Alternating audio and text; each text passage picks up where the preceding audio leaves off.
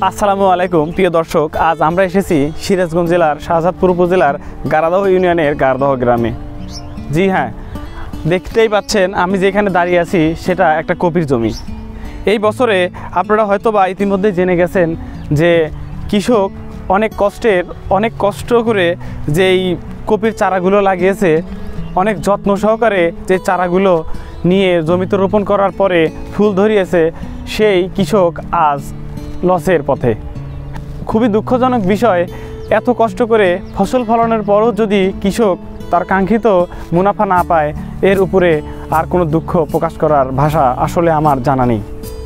আজ আমরা যেখানে আছি সেই জমির মালিকের সাথে কথা বলবো, সেই কৃষকের সাথে কথা বলবো, দেখব তার এই বছরে মোট কত টাকা লস। জি, আপনি কেমন আছেন? জি আছি, আল্লাহ রহমান ভালো আছি। আপনি মোট কত বিঘা কপির চাষ করেছেন? আমি প্রায় 3.5 বিঘার মতো কপি চাষ করেছি। তো কপি কাটতে আসছি, তা কপি কাটতে মন চাচ্ছে না, বাজারে নিলে কপি নেয় না। তো এসে এখন খেতে এসে ভাবতেছি যে কাটবোই কি কাটবো না। তো কাটিয়ে কি করবো, খেত তো পরিষ্কার করা লাগবে, এত টাকা খরচ করে বুনেছি।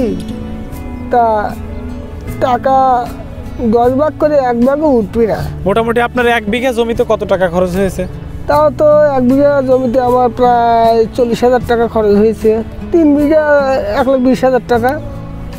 আপনি এখান থেকে মোটামুটি 20,000 টাকাও পাবেন না মনে হয়? না, সম্ভব না, এখান থেকে 20,000 টাকাও পাবো না। তাহলে বলতে চাচ্ছেন এই সিজনে আপনার প্রায় 1 লক্ষ টাকা 1 লক্ষ টাকা আমার লস হয়ে গেল।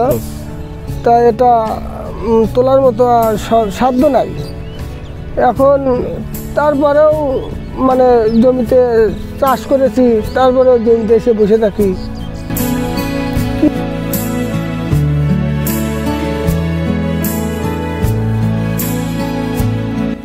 ধন্যবাদ সবাইকে, আজ এতটুকুই, দেখা হবে অন্য কোনো জায়গায়।